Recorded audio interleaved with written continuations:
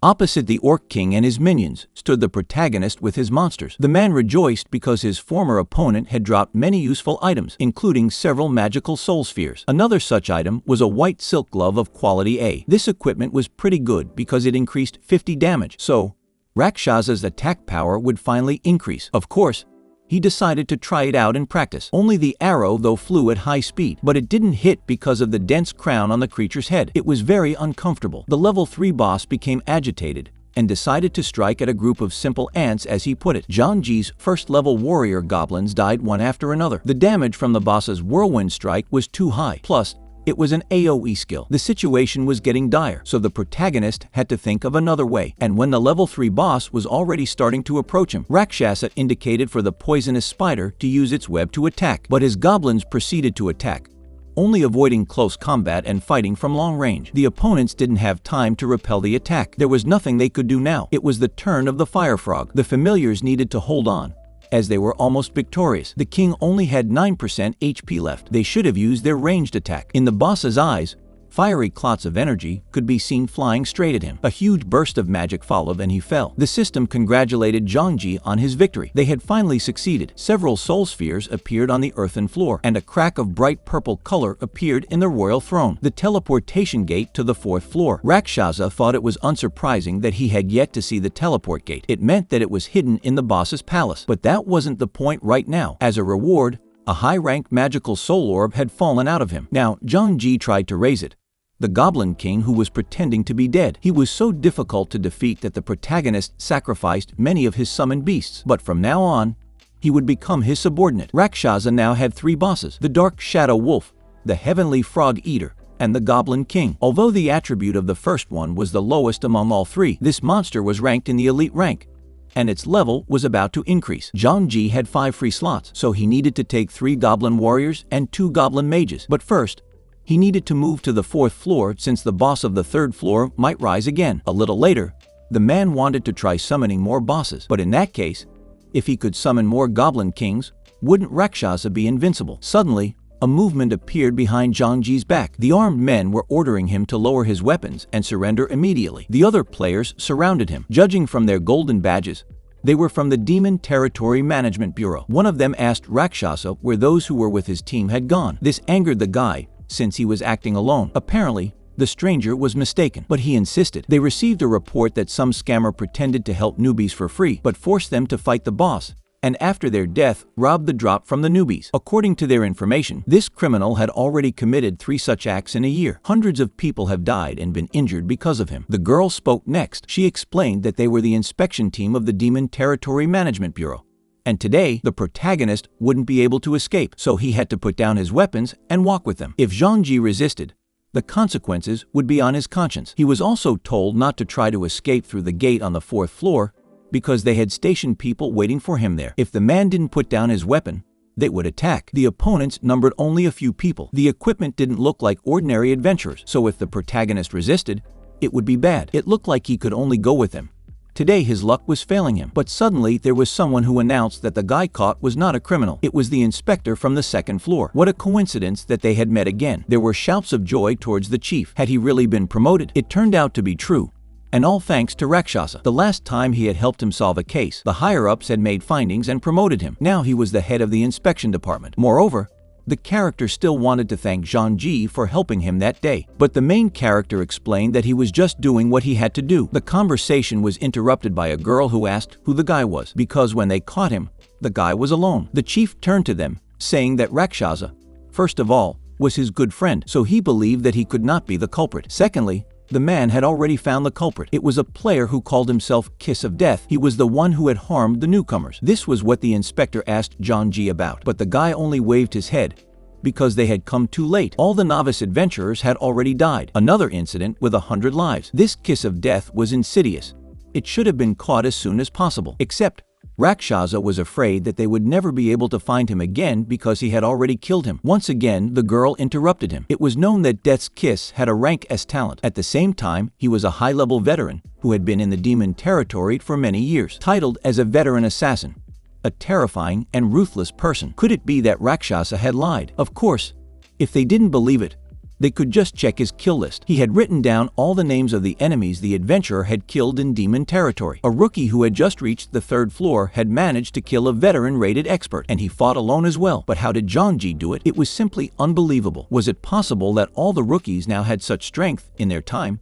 They were asking people to carry them in their arms. Some were even envious. It seemed like the guy was the rumored genius. The chief turned to Rakshasa's brother, who impressed him again. A bright future awaited him, but the protagonist again replied that he was only doing what was necessary, and if that was all, he wanted to bow out now. Only there was something he should have known. Kiss of Death was a member of the dark organization of the demon territory, whose name was Hope, although it sounded like something bright, but in reality, all they did was to crush the hopes of others. Whatever crimes the player came up with, this organization was already committing all of them. The team had already investigated her case because she was very secretive, and the members of the organization were strong and cunning, so the inspectors didn't make any real progress. And now that Jeonji had killed their people, they could target him. For his own safety, the chief made an offer to join them, the Demon Territory Management Bureau. The protagonist announced that he had to refuse, but promised to remember everything and be more careful from now on. However, the man made a promise to himself to make him join them one day. There was a hurricane of opinions and objections going on around the altar on the 4th floor. People were trying to understand the reason why the Demon Territory Management Bureau wouldn't let them out. After all, this place belonged to everyone, which meant everyone could move around freely. Someone was given a mission by the boss, but they didn't fulfill it. The inspectors wouldn't let the players fight the monsters. Moreover, they could kill them out of them altogether. The people continued to protest, and the protagonist wasn't surprised that the Demon Territory Management Bureau caused the problem this time too. Was this really some kind of scheme? A certain someone had already set himself up against the monopoly of the 4th floor. Suddenly, Rakshasa wondered about the territory of death. The invitation ticket there was in his inventory. Did it have anything to do with this matter? The Bureau had always done everything to maintain harmony and stability in demon territory. They didn't do it to confront the others. The 4th floor did appear to be the territory of death, but many people might not have known because the guide had no records. The territory of death, it was like a friend space. They hadn't been able to fully explore it yet. They only knew that it appeared sporadically on the 4th floor, the difficulty of which was increasing to the level of the 10th floor at that moment. Therefore, the Bureau forbade everyone from entering that area, citing general security. But why should people have believed their words? The man who was on strike demanded to be let out. If he really did do it, all the consequences would be on his shoulders alone. Did they really think the tomboy would be afraid? Apparently, as he explained, the Bureau member thought he was a coward who trembled at a few affirmative words. The man went on to announce that if there were other people who insisted on coming out, they could be let out as well. Whispers were heard, until the very guy came back. He was scared as all the monsters had mutated and were chasing him to kill him. Fortunately, he was able to escape quickly. The territory of death really did exist, but did he believe it this time? The Bureau member suggested that everyone not enter the 4th floor of the demon realm for the next few days, and return here after the death territory had completely disappeared. Of course, outrage ensued, as everyone was literally forced to go offline. Since the main character couldn't go back, it was better for him to go offline as well. Fortunately, tomorrow was Saturday, and he didn't have to go to school. A horrible roar was heard, which belonged to a monster of enormous size. It was similar to a human in its build. The player in armor was in front of it, and as it might seem, the situation amused him. The guy grabbed his weapon and killed the giant zombie in a second. Next, the system alerted him to a new message saying that Death's Kiss had successfully killed Rakshasa. Just who was this guy? The boss of the 22nd floor appeared on the horizon. That was where the stranger was moving towards. At this time, Jeonji asked Xiao Fantasy to stay home and do his homework at the same time, indicating that he needed to step away for a while. Zhang Peng said that her cousin had a job that suited him very well. The girl pointed out that there was talk about the danger of his job, but the protagonist asked her not to worry because she knew what her brother was capable of. The younger sister wished good luck and said goodbye to Zhang Ji. The guy was moving to the right address, however. Zhang Peng was still nowhere to be seen, but suddenly, he was called out to him by some girl. She clearly knew him. As it turned out, it was Zhang Peng's sister. The heroine showed him where to go, only, as it might seem at first glance, this place had long been abandoned. After walking a little deeper, she introduced her cousin's twin to Zhang Ji. However, in front of them stood Lu Kai. The man smiled and said that he had heard that the guy had good skills but lacked money. Therefore, wasn't he interested in joining his team? Of course, the protagonist wished he could find a job, but he didn't know what these strange guys were doing. Lu Kai exhaled and explained that they were going to go to the occupied zone. Surely, he decided, Zhang Ji must have already been aware that demonic monsters had recently invaded some cities. But these occupied areas didn't only have demons. They also had many treasures, property, antiques, valuable calligraphy, and paintings. Many wealthy people had their eyes on these things and wanted to collect them. This work was dangerous, as anyone could encounter monsters. Plus, it was considered illegal because the National Security Administration forbade ordinary people from entering areas occupied by the enemy. But it was all about the money, and they didn't care about the danger. The Thai gang was offering stranger guys to make money with them. The madman was paying 300,000 each, with Old 8 behind him. This money was not a small amount of money, but his sister's life was paramount. During this period of time, Zhang Ji had earned a large sum of money, plus the money that Sister Zhang had given him. It already totaled about 800,000, and if he could add another 300, he would definitely pay his sister. The protagonist gave his consent. There was some good news. This time the difficulty had increased, so the rewards had doubled and would be 3 million. Was it really 600,000 per person? Just what were they going to look for? Paintings and calligraphy from the 5 Dynasties period. The meeting place was set at the Jiangdong Museum for tomorrow morning at 4 o'clock. Everyone had to show up without being late. The next day, Zhang Ji asked Xiao Feng why she had gotten up so early, making the assumption that she wasn't feeling well. Luckily, the girl was fine. She just wanted to make her brother breakfast since he had to get up early for work. The main character noticed that they got a lot of apples. As it turned out, they were brought by a new neighbor who seemed to be a very kind uncle. Money was now very scarce, especially for fresh fruits and vegetables. 2 apples cost at least a few hundred yuan. But the new neighbor was indeed generous. The guy asked Xiao Feng to keep them, but next time, she had to remember his words about it being very bad to take other people's things. This operation was very dangerous. Last night before going to sleep, Zhang Ji absorbed the rest of the soul magic ball as his brain. He looked at his attributes. His current strength attribute was 14 points, although the guy hadn't tested weightlifting, but he wanted to believe that it had to be over 1,000 kilograms. Dexterity also reached 15. If he encountered a monster, he would be able to fight it. Wasn't that the case? Zhang Ji still hoped that everything would be alright, and he wouldn't encounter a demon. When he reached the city wall, everyone was already there. Lu Kai handed him a rooster and asked him to take it, explaining that it was meant for critical moments. As it turned out, monster mobs like to eat corpses, and if one became their target, he might just give them a game hen and run away. Now they should have stopped loitering and gotten to the start of the operation. Climbing up to the top, the group saw a stunning view. Lu Kai addressed Zhang Ji, calling him his mother's friend, and explained that he wouldn't want anything to happen to him, so the protagonist was told to stay by his side and obey the command. The guy also promised that the man would stay safe and sound. They didn't have much time left,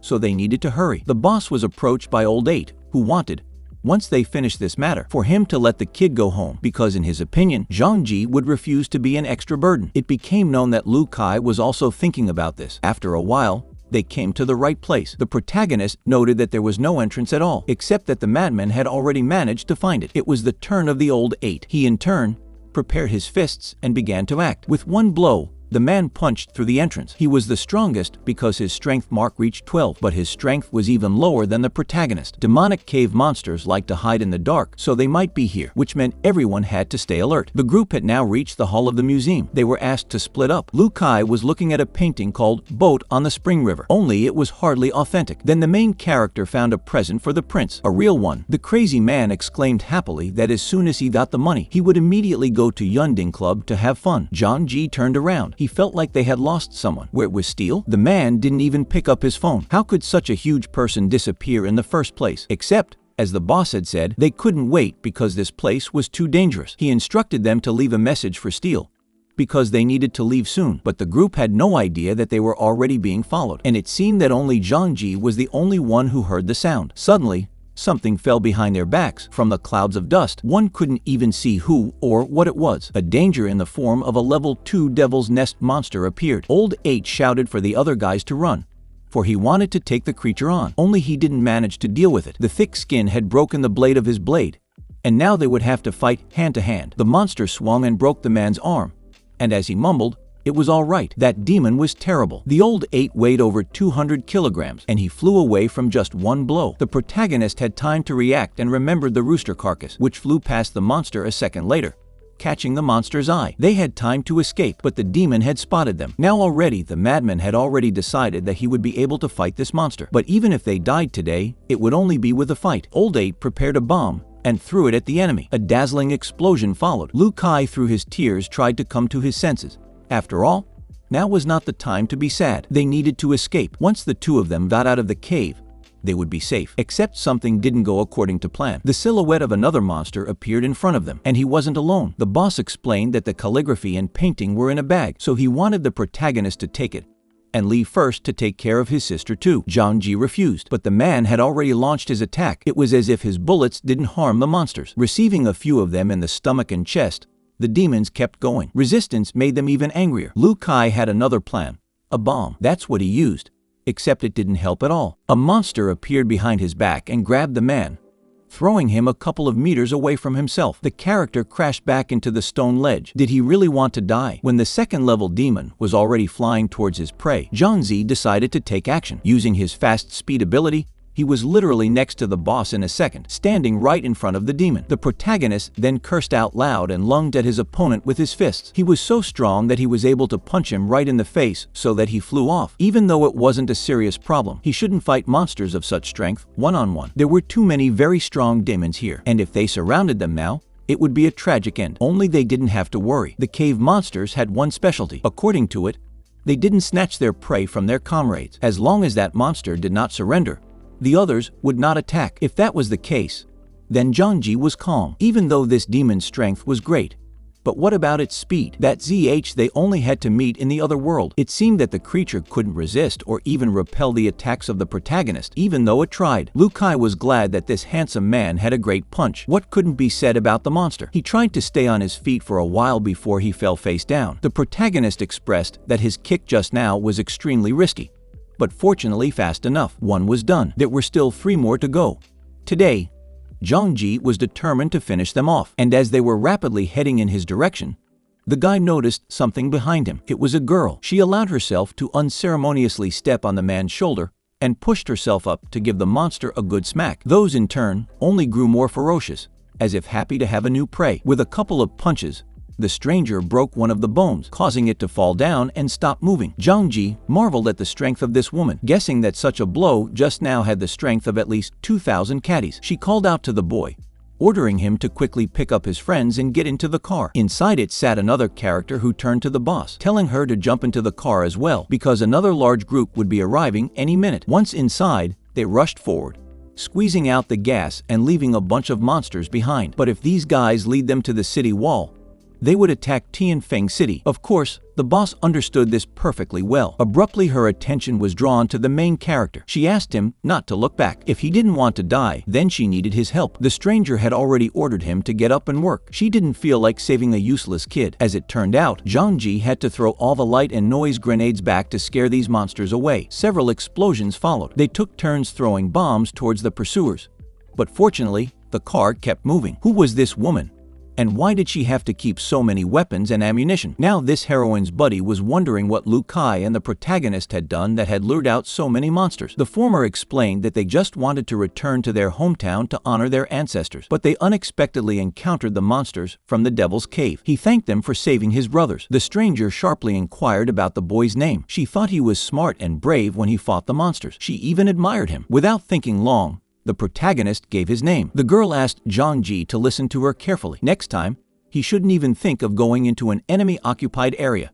No matter what his goals were, he would simply die, unless he wanted to become a powerful demon hunter. Although the woman's identity remained a mystery, but she didn't seem to have any malicious intent. Next, the city wall appeared in front of them, and if either of them were injured, they needed to heal quickly, so the new acquaintances were going to send the twosome here. None of them knew them, but even Lu Kai thought that they looked like superpowered heroes. Otherwise, it wouldn't be so easy to defeat the monsters in the Devil's Cave. However, it was bad enough that the backpack with the loot got torn in the battle with the demons.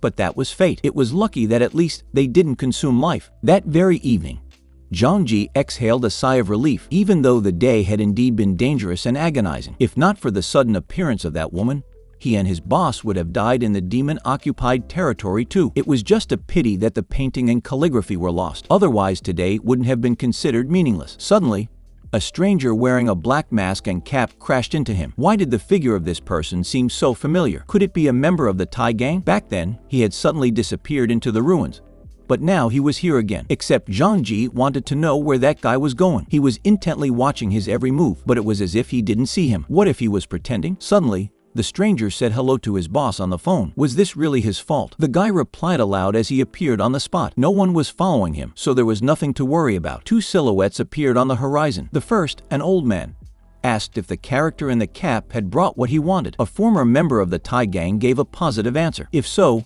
he would get every penny of the money. The man liked people like him, stubborn and angry, and to earn 3 million yuan, he betrayed his brothers, the short ones he had worked with for more than 10 years. How unscrupulous this guy was. The protagonist recognized Steele. While the old man's guard was already opening the suitcase with 3 million, he in turn hurriedly grabbed the money, while saying that if you want to live, you need to be able to spin. Only he did not expect what would follow. A gun muzzle was pointed at him, and in a moment the traitor was already lying on the bare concrete. What a good point he'd made. The old man had proved more ruthless than he.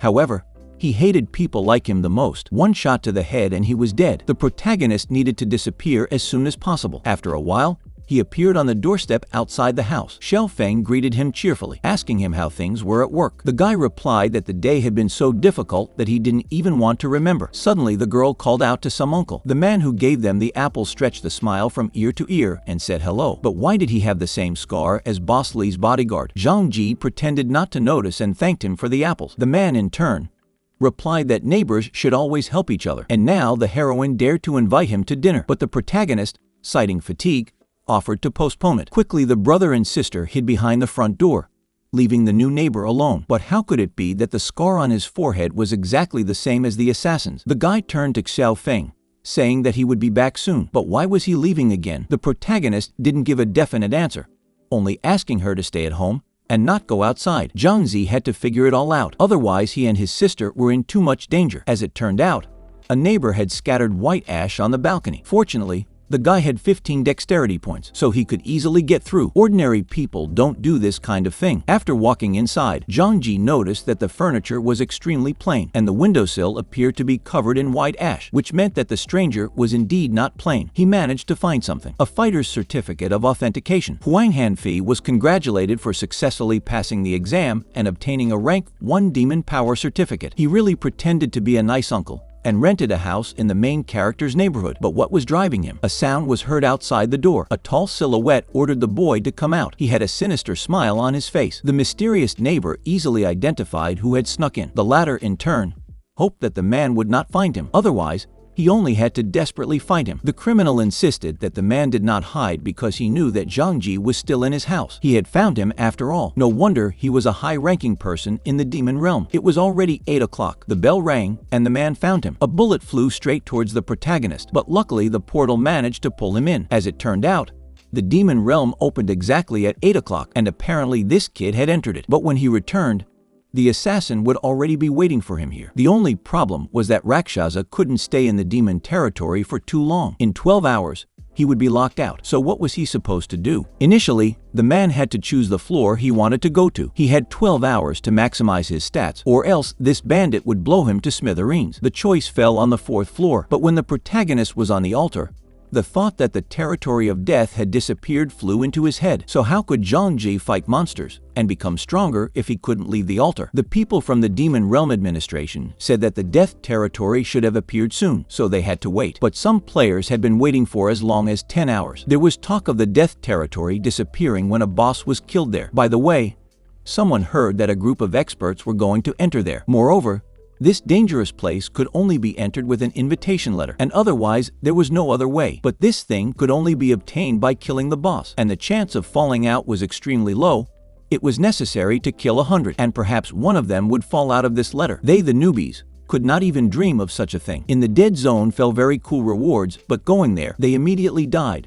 So no one would take the invitation letter for nothing. That's what was in Rakshasa's inventory. Suddenly, the system alerted him that the dead zone was open. But did the guy wanted to use it to enter? The protagonist had already cleared the first 3 floors, which meant there was simply no point in going back there, because he wouldn't get any rewards there anyway, and he simply couldn't get out of the 4th floor. In the real world, there was still a strong type waiting to kill him. In all likelihood, Zhang Ji had no other choice. He was determined to use the invitation to the dead zone. The system had asked him to count down 3 seconds to enter the dead zone, so he had to prepare himself now. A bright light began to envelop his body, which a little while later indicated an empty space in the red twilight. But what was going on? Were the demonic territories of different countries connected to each other? How could there be foreigners here? Suddenly, someone called out to Rakshasa and grabbed his shoulder, forcing him to turn around. A girl with bright pink hair appeared behind him. She was glad to finally find him. He had saved her last time, so she had a desire to find him to repay the favor. But it had been a long time since she had been able to accomplish it. The heroine didn't expect that this was where they would meet. Behind her, a man with a huge build asked Moon Shadow if this was the guy who helped her lure out the dark shadow wolf that time. An affirmative answer was heard. Sixth uncle turned out to be right. It was Rakshasa who had saved her that day. The protagonist himself had told them that he hadn't even bothered much, so he wasn't worth any thanks. The girl introduced him to Sixth uncle, that is, Furious Wind, and his younger brother, Summer Sleep. The former noted that it was very brave of Rakshasa to appear in the territory of death alone. Unlike the demon realm, this place was not only inhabited by horrible monsters, but also many foreign adventurers. There were often instances where he could be attacked for bonuses, so from what the elder had said, it would be better for Zhang Ji to go along with them. The youngster agreed with him, adding that his sixth uncle had an excellent rank. Therefore, traveling together with them, he would be safe. In the Demon Handbook, there were Damians of all ranks, martial ability performers, beginner, veteran, excellent, elite, superior, peak rank. Raging Wind had an excellent class, so his strength was clearly not low. Rakshasa himself was indeed dangerous to travel in the Dead City alone for the first time. The protagonist hero explained that he was here for the first time, so he would be immensely grateful if the guys would take him along. The old man replied that he was very kind. Moreover, he liked his character. Moon Shadow herself was honestly afraid that he would refuse, otherwise she wouldn't be able to thank him. Since Rakshasa had joined, from now on they were teammates. Furious Wind felt it was necessary to know each other's talents and skills. When problems arose in the future, they would be able to better interact with each other. His natural ability was Shock Recoil. The skill allowed him to knock a target back 10 steps while simultaneously freezing them for 30 seconds. Forest Sleep's innate skill, on the other hand, was Illusion, which could create an illusion of a target, but it would only last for an hour. However, the phantoms did not have the ability to fight. The girl's innate skill, on the other hand, was a new light that the protagonist had already seen last time. But what were Rakshasa's abilities? The guy figured that sooner or later others would find out about it, so why not talk about it now? After a while, he did enchant one of his familiars, explaining that his skill was summoning. Even the old man was surprised. The girl asked if all those monsters he summoned obeyed his commands. A positive answer followed. Furious Wind mumbled that it was time to call it a day, as they were not alone in the village. If someone else killed the boss, they would be left with nothing. The bosses in the Dead City were much more dangerous than those in the Demon Realm, but could better things fall out of them? Of course they did.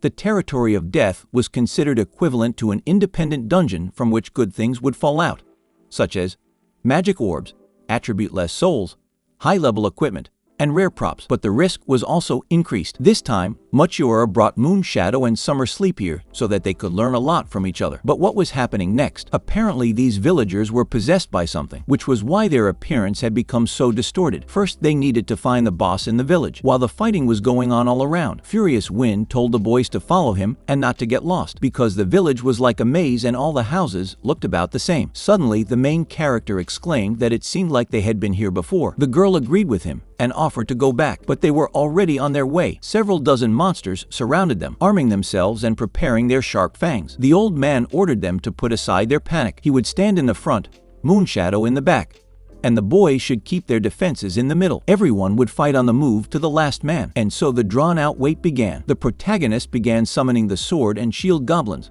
the stone goblins. Zhang Ji glimpsed at Forest Dream, who was trembling with fear. He was scared so much. Apparently he was a rookie. Of course, because the damage and defense of these monsters were unbelievable. An elder rushed into the battle. After learning that Rakshasa had saved Moonshadow, he thought the guy would bounce back pretty strong. But alas, Sixth Uncle should have been more careful because someone snuck up on him. Some character dressed in red said hello to him. He was excited about their new meeting, the mysterious professor, and it seemed both were not in a friendly mood. The stranger was using a paralyzing effect, so it was hard for Furious Wind to move, which meant the guys had to be more careful. There was an explosion, and afterward, someone opened an attack on Moonshadow, launching fire at her. Night Spirit, the archer who targeted her. Now the protagonist decided to use the goblin attack, but it was Harrison who stood against them. This guy had great attack power. Sixth Uncle was not happy about the appearance of this trio. Last time he let him go, he didn't expect him to refuse so boldly, but the mysterious professor couldn't let this opportunity go when he decided to bring the three newcomers into the death zone today. He who laughs last laughs. And according to the masked man, that would be them. So there was no shamelessness here. A new barrage of charge followed, flying precisely towards Sixth Uncle. Another paralyzing effect. But if this continued, they would definitely die. It seems like these guys wanted to commit murder. But after all, behind him, the old man, were the little nephews, Moon Shadow in particular. She's the backbone of his entire family, so the man had to make sure she would be alright. The character used some sort of trick. It was learned that it was an activation potion. Although it cancelled all the effects applied, it did 20% damage. Uncle Liu had actually used the activation potion. Now the girl was afraid that she would have to sweat too. Suddenly, the man threw her that they should have run away from here and not worry about him. Harrison was the first to engage him in battle. He wouldn't let either of them escape. A fierce fight began, and Moon Shadow thought it was a chance. But Night Spirit prepared arrows and wondered if they could do it. The sharp tips seemed to circle the air currents blocking their path. The arrows were chasing them. As it turned out, it was a natural skill, meaning they had to be vigilant. The girl grabbed her saber and began to fend off the threat, except she missed one. The arrow hit her right in the chest. Their target was the uncle, so it just didn't make sense for them to kill the newcomers. The younger brother asked his sister what they should have done. First was to find a hiding place where they could hide until the dead zone boss was killed. Unexpectedly, the protagonist had a question. As he knew, players from other countries could only enter and fight monsters of their own country, which meant how could Sixth Uncle know all those people? He, on the other hand, only had 2 goblins and 3 hidden bosses that he hadn't summoned yet. The demon realms of the countries really weren't interconnected. But what couldn't be said about the dead zone? Apparently, Furious Wind had some conflicts with these people the day before. Now Forest Dream was blaming himself entirely. The guy rumbled that he wouldn't have stuck his head in here if he knew it was so dangerous, because his talent was completely useless. Moon Shadow, on the other hand, demanded that he, the one who cries at the first failure, stop. The protagonist asked him not to talk about his talent like that, because he just hadn't had a chance to learn how to use it properly yet. The boy, on the other hand, demanded that Rakshasa stop comforting him, because his talent was able to summon scary monsters.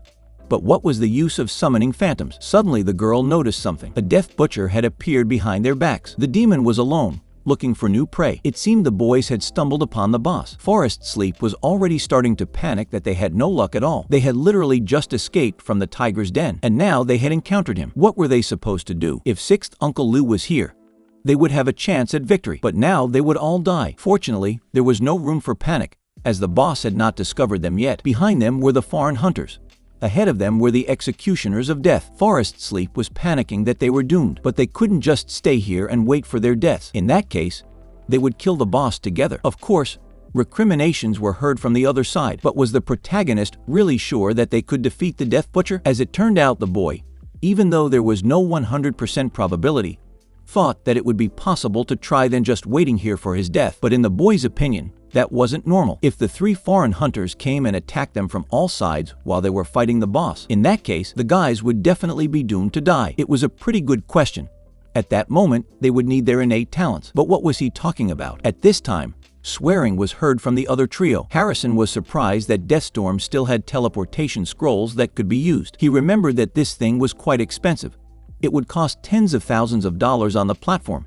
So this guy was quite rich. He was lucky this time. Otherwise, the Night Spirit would have taken revenge on him today. But the mysterious professor asked her not to feel sorry for her, because this guy only had 10% of his total health left. If this place he teleported to was surrounded by monsters, would he even have a chance of surviving? It seemed like he was telling the plain truth. It would be better if he went directly to the boss and the boss just killed him. But suddenly something caught the attention of the 3 of them. Could it be the boss? The silhouette of the Death Butcher appeared in front of them. This time, the criminals had hit the jackpot. The boss in the dead zone was full of gold, so they needed to do it now before anyone found out. The Spirit of Night was already excited about the S-Class gear. She picked up her weapon, and with a single shot, she launched several arrows. But the masked man saw that the attack failed, so he made the assumption that the monster was immune to physical attacks. But what about this trick? An electric charge mixed with a trail of fire advanced towards the phantom. But what was happening? Their blows didn't do any damage. This boss wasn't harmed at all. Harrison mumbled that the situation was rather strange,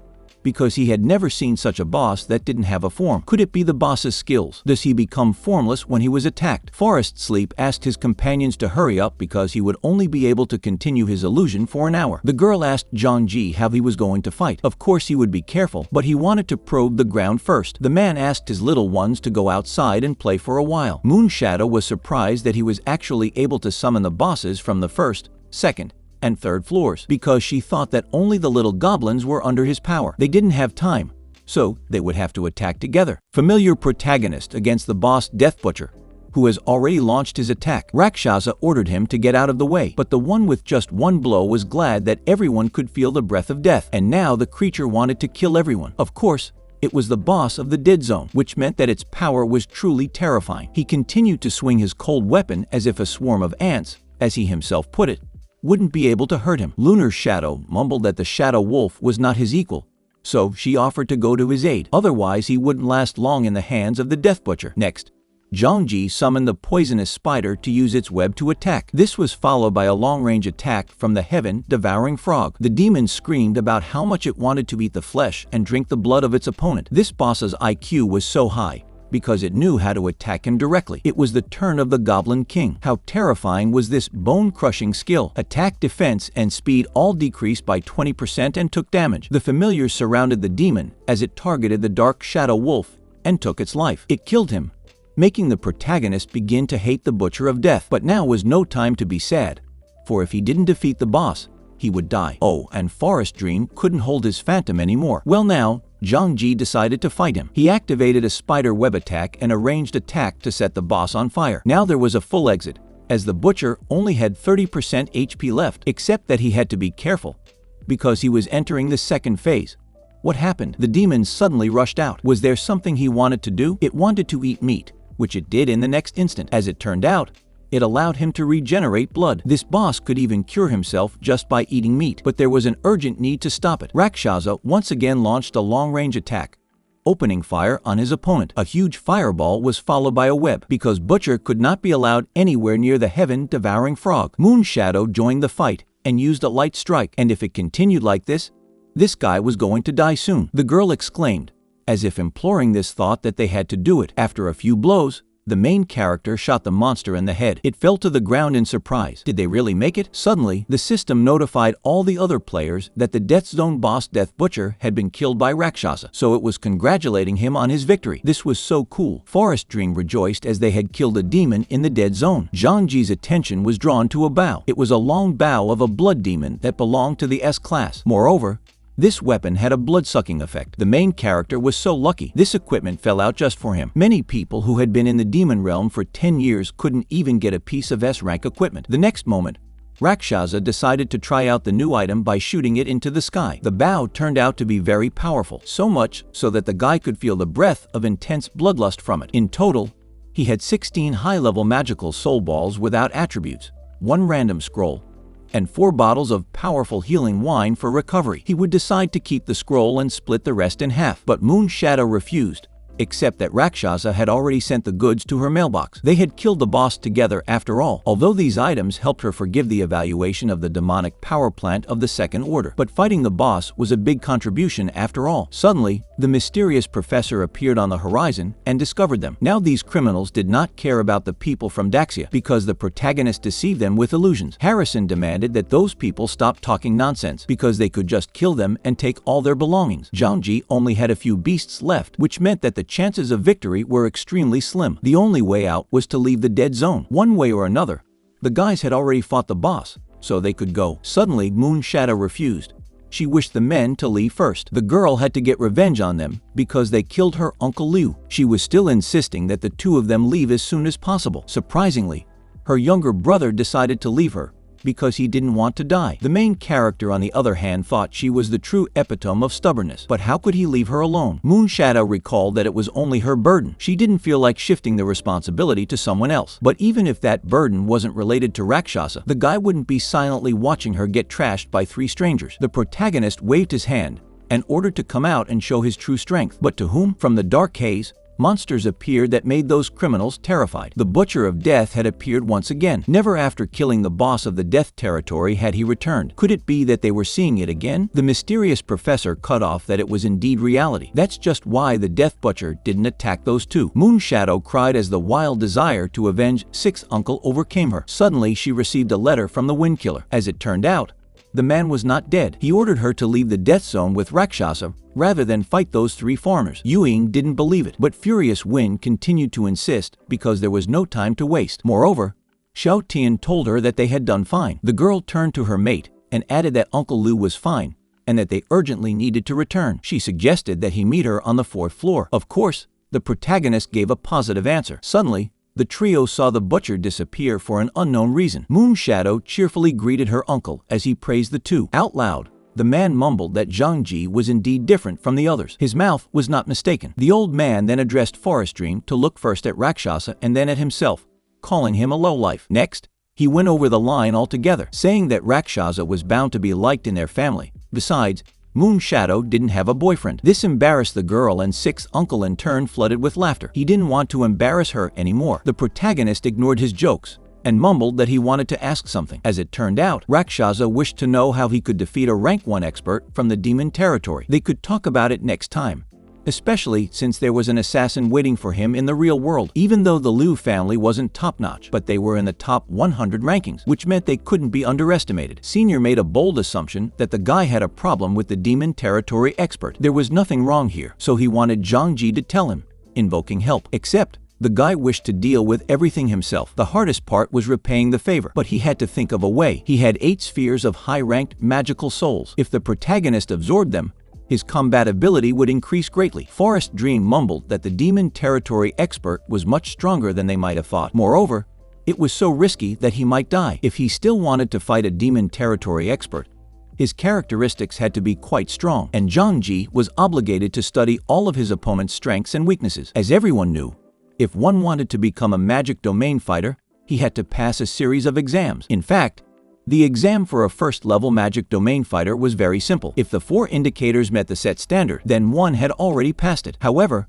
in order to become more outstanding, many magic domain fighters focused on strengthening one particular quality from the very beginning. For example, magic domain fighters would put all of their resources into developing strength. Their damage would be much more critical than other magic domain fighters. The same goes for spirit and agility. Now then, Zhang Ji had a better understanding, so even magic realm fighters of the same level would have a difference in ability because of the difference in their 4 characteristics. Right now, among his characteristics, the highest was agility. It had reached 15 points. If the guy invested even more, his movement speed and attack speed would become much faster than others. This gave him an advantage in battle and a good chance of winning. But what Rakshasa didn't know was Huan Hanfei's advantage. Suddenly, Forest Song called out to Saint Uncle and Moonshadow, saying that their time in the demon territory would soon be over, meaning it was time for them to return. In that case, as the girl said, if there was nothing for them to do here, they could leave. The system alerted the protagonist that Liu Yuying wanted to add him as a friend. Everything went well, and now it was his turn. First, the guy needed to absorb those clots of demonic souls, because with them, his agility would reach 26 points. Now it was time to take action. When Zhang Ji returned, there was no one in the room. Where on earth was Huan Hanfei hiding? Was Xiaofeng really in danger? The protagonist quickly opened the door of the house and saw the new neighbor next to his little sister. The guy came earlier than this criminal expected. They had nothing to rush to, so the man invited Zhang Ji to sit down and have a conversation. The man, in turn, demanded that he let Xiaofeng go because they could discuss everything calmly without too much trouble. But the assassin mumbled that it was impossible because she had seen his true appearance. Moreover, the character knew that the police were after him. But what exactly did he want to do? Tears had already streaked on the little sister's face. She pitifully begged the criminal to let them go, promising not to report to the police. But it was as if Huan Hanfei didn't hear her. He wanted to sell the boy for organs on the black market. These two, his starlets, were an unspeakable profit for him. So why would he harm them? The character laughed heavily when suddenly someone knocked on the door. Zhang Ji denied that he had called the police, but he still needed to open the door and not try to trick the man. As it turned out, The protagonist had only sent a message to Mr. Liu Wei, but he couldn't even think that the man would come so quickly. A girl appeared outside the door and brought food. She was acting like a real courier, except that Zhang Zi mumbled in surprise that he hadn't ordered any food and that the stranger had gotten the wrong address. She assumed that the two inside could have ordered. The man allowed himself to raise his hand at her and yell at her, chasing her away. How could he treat her like that? Wasn't this fool a very important person just because he lived in the city? The girl laughed and made sure it was exactly him. 1.5 million was almost in his pocket. Huan Hanfei threatened him with her dagger, letting him know to open the door as they were about to leave. Zhang Ji had promised Xiao Feng to protect her, so she didn't have to be afraid. Only the culprit didn't like their coaxing. He continued to press on until suddenly a new attack formed. It was that stranger. She rejoiced because she had definitely hit right on target. If the assassin wanted to slaughter the protagonist's little sister, then he should have done it faster, because that would make it easier for her to deal with him. It seemed that Zhang Ji recognized her. Huan Hanfei, on the other hand, made an assumption that the girl was a hunter. Moreover, she came too quickly. But did she really think that she could catch him? Uncle shouldn't have judged a person based on their appearance, because he would see things for himself now. Except he had a hostage as a shield. The protagonist tried to cover her with his body, but it turned out even better. Out of surprise, the criminal let go of the heroine, which allowed Zhang Ji to snatch her. But why was he so fast? The guy caught her daggers with his bare hands. He was angry that the hunter had almost hurt his little sister. Only she replied that it wasn't on purpose. In her opinion, Xiao Feng should have blamed herself for standing in front of the culprit. Suddenly, the dialogue was interrupted by Huan Hanfei. As it turned out, he didn't want to kill anyone today, but it seems that it was impossible. The stranger told him not to get excited ahead of time, because now he wouldn't be able to close in as a hostage, because she intended to kill him. Her speed was indeed quite high. The man defiantly took off his glasses. His left eye was decorated with a seal that reacted to the huntress. The girl added all the characteristics to agility, but her spirit power was very weak, which meant she wouldn't be able to escape his mind control. Did she really think she would be able to catch him? Now she would have to think about it in hell. So why didn't the stranger move? Had she fallen under his control after all? Apparently, Huan Hanfei specialized in spirit power. If that was the case, then the protagonist should have taken this chance and killed him. He should have used his speed. Noticing the movement, the assassin grabbed his weapon, but he didn't have time to use it because the protagonist kicked him in the stomach. He was so fast. Zhang Ji himself mumbled that he was just lucky. If the culprit had gotten the gun earlier, the consequences would have been unknown. Fortunately, everything was fine.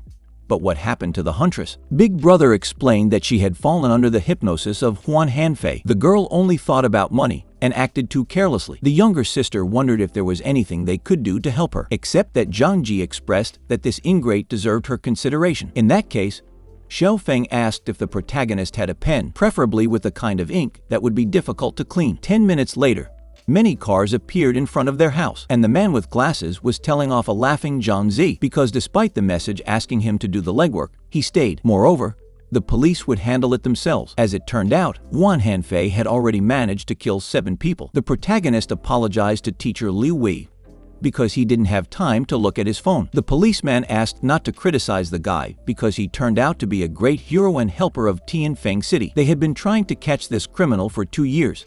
He was always cunning and escaped quickly, and here he was caught by a disciple. What's not a reason to be proud? Of course, Liu Wei was proud. He was just worried. Now the man wondered how Zhang Zi had defeated him. After all, he was a first-rank expert in the demon territory. Right now, the protagonist needed to hide his true fighting abilities, so let the teacher remain in the dark. The guy explained that he didn't do it alone. He pointed to the huntress girl and added that she had helped him, and apparently, the heroine was now suffering due to Huan Hanfei's hypnosis and couldn't even move. Her name was Shen Meng. The policeman recognized her. It seemed that the girl had long since lost her fear for money. She was a bounty hunter, a veteran, and a rank 1 expert in demonic territories. She had managed to catch many criminals, but she had also gotten more than enough trouble. But what was it about her face? Xiao Feng replied that she had no idea, citing that she already looked like that when they saw her. Fortunately, this stranger was promised to be put back at the police station. Moreover, they were giving 1.5 million for Huan Hanfei, and since they were working with Shen Meng together, they would have to split the reward. In a few days, the guy could come to the police station to pick him up with his ID card. This meant that Zhang Zi would receive 750,000. He and his sister thanked the workers because if they added up all the money, it would even be enough for a kidney. At night at 8 p.m., the long-awaited hour finally arrived, when the death territory had already been cleared and the protagonist was free to roam the 4th floor. It was here, at the altar, that he appeared through the portal the next second. Cries could be heard that a squad of 4 was searching for a single healer who was being offered a high reward. Apparently, the place had returned to normal, which meant it was free to enter and exit. After the last battle, the team had fewer summoned beasts, but with the Death Butcher, Goblin King, and Heavenly Frog Eater, there shouldn't be any problems. What kind of monsters were on this floor? The first was an orc. Next was a bird eater and a minotaur boss. There was no detailed information, but they seemed to have quite a high level, meaning Zhangzi should investigate them. Right now, he was moving through the barren forest, surveying the area until suddenly the orcs appeared. They had arrived just in time, so now it was Sird's turn to summon his familiars, who would serve the new guests well. The Butcher of Death and the Goblin King waited for the 2 orcs to attack, until they suddenly jumped up and hovered in the air as if hovering. Rakshasa ordered the 3rd level boss to stop them, but even after the block, the damage was still high. Now it was the turn of the Death Butcher, who had been instructed to kill already. This monster was draining the life force of its opponents at a fast speed. The damage was so high. Suddenly, a new threat appeared behind Zhangzi's back, a bird eater whose speed was simply astounding. The protagonist opened a Bloodfire bow card. This was his chance to try out the S-rank weapon. He wanted to kill the monster, but the guy missed. Rakshasa ordered the Heavenly Frog Eater to burn the bird that had dishonored him so much. But as it might seem, it was as if it was immune to fire, or this demon was so good at sidestepping obstacles. But Zhangzi still continued to cheer because he believed that the 4th floor monster wouldn't be able to hide. 1 hour later, he still managed to kill the bird lizard and still managed to leave the frog alive. Fortunately, the orc and the bird lizard didn't have high defenses, or else the man would have had a lot of trouble. It was the turn for the latter to come out. At last he had a full team, and now it was possible to go to the floor boss. Except, as usual, there were cries for help from somewhere. The girl was being chased by a man who wanted to teach her a lesson. The protagonist wondered why it always happened to him, and at the wrong time. He had his hands full as it was. Suddenly, the stranger threw herself at his feet, begging her big brother to save her from the guy who was chasing her and wanted to kill her. Moon Bunny was afraid that she was about to die, but Zhangzi only apologized to her, citing his workload. He suggested that she get to the altar on her own and save herself there. When she got there, she would be safe, but she decided to cheat, mentioning that it was her older brother who told her to do something, from which she began to be persecuted, and therefore he could not leave her now. What the hell was this girl talking about? The cruel Dragon King saw this scene and decided that Rakshasa was the instigator. Such scoundrels he hated the most. Moreover, the man thought that his death would be for the good of the people, except that he was taken aback because the protagonist did not even know this Moon Bunny. The cruel Dragon King kept accusing the first person he met of abandoning his companion at the first problem, and he called himself a man. Well, now the Rakshasa would pay the price. As it turned out, this guy not only had a bad temper, but he was also crazy. The girl turned to her elder brother, saying that she was confident in his abilities, so she was leaving him alone with him. Moreover, this moon rabbit had stolen 3 intermediate soul realms from him. This heroine was a thief. No wonder the cruel Dragon King chased after her, because she pocketed his things too. The man himself hung in the air,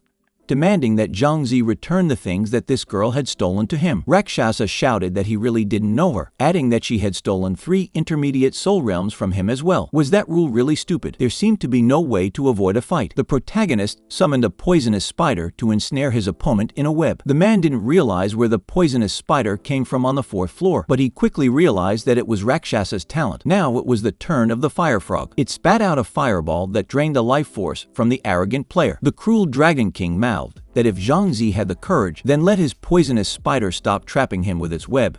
Instead, he wanted to engage in hand-to-hand combat and see who was stronger. Suddenly, the character drank some sort of potion. It was what helped him break free from the web. The man wanted to strike his opponent, but Rakshasa proved to be too fast. However, this was not encouraging for him. Next, the Goblin King appeared in front of him, which terrified him because there was no telling how many more monsters Zhangzi could summon. Although the Goblin King was the boss of the 3rd floor, but even he alone, without his teammates, would have a hard time dealing with him. And now, the Death Butcher had appeared. Could someone be able to summon him too? The brutal Dragon King fell down and shouted for his opponent to stop, because he wanted to surrender and stop fighting. Even though the guy was surrendering, it was still unfair in his opinion. But wasn't that too cruel to Rakshasa himself? His talent was the art of defiance. That is, if the opponent won't let him use his talent, how will he even fight him? The protagonist wondered what the rabbit stole from him. Even if that was the case, the character still couldn't accept the situation as it was. Besides, He didn't understand if they weren't accomplices, so why was Rakshasa asking him about it? The man refuted his words, adding that the girl had stolen things from him as well. He even showed the plaque. Now the cruel Dragon King realized his mistake. The man scratched his head and apologized to the stranger he had wanted to kill a few minutes ago. Although he was blunt and stubborn, there were some good sides to him. For example, admitting mistakes. Now the character was already calling their meeting fate, so he made suggestions to become friends. This was the first time Zhang Zi had seen such a person, but his personality suited his taste. The system notified the successful addition to friends, and now if Rakshasa needed his help,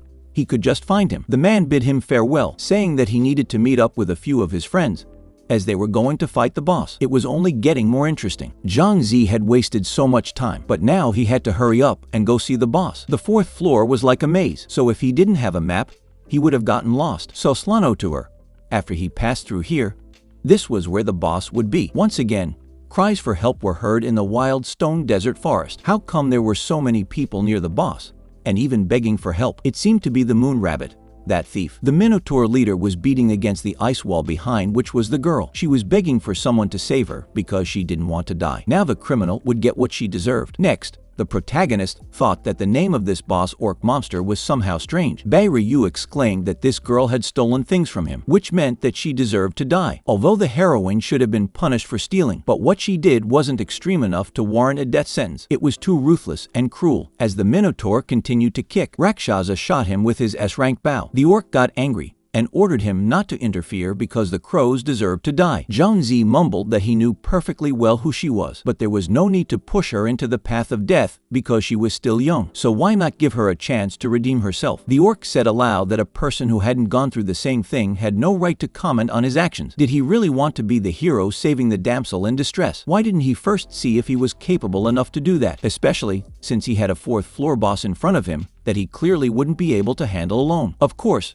Rakshasa was confident since he had his familiars with him. The orc marveled that this type of talent even existed. The poison spider was the first to go, followed by fire, though all the monsters had been ordered to act simultaneously. The frog eater once again formed a fireball that could be finished off one last time. Bai Ryu himself made sure that his opponent knew how to summon even bosses. Didn't this mean that none of his opponents would be able to defeat him? When comparing talents, his disguise was completely useless. Well, he would definitely remember Rakshasa now, and that crow was very lucky that an idiot wanted to help her. The girl kept crying and watching the fight from the sidelines. The protagonist succeeded. The Minotaur was defeated. The system congratulated Zhang Zi for defeating the 4th floor boss, the Minotaur chief. The full team was certainly strong. Suddenly, Moon Rabbit appeared behind his back. The girl apologized and added that she was wrong, so the guy could take it back. After this punishment, she had to learn her lesson. The protagonist asked her not to steal other people's things anymore, because next time he won't be so kind to her. Now his new pet didn't need to pretend to be dead anymore,